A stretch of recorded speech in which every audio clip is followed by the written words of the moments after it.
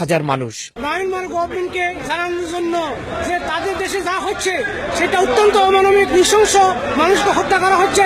International কমিউনিটির support জন্য আমরা এখানে এসেছি। এই যে আসেন এরা তো সেই ডিক্লেয়ার দিচ্ছে মুসলমানরা এখানে বসবাস করতে পারবে না, কিন্তু Arakan state belongs to the Muslims for thousands of years. Nobel শান্তি পুরস্কার প্রাপ্ত অং সান সুচির দেশে যে মানবতা বিসর্জিত হচ্ছে, মানবতা বিরোধী কর্মকাণ্ড চলছে, এর তীব্র প্রতিবাদ জানাই।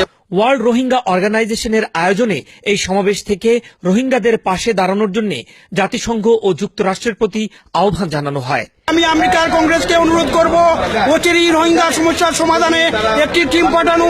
This is actually not for killing Muslims and minorities, killing the humanity.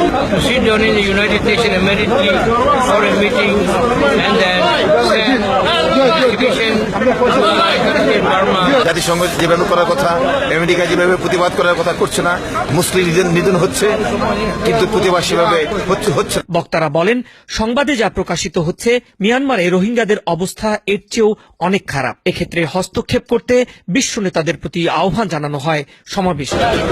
Shamim Al Amin, TVN 24, new York.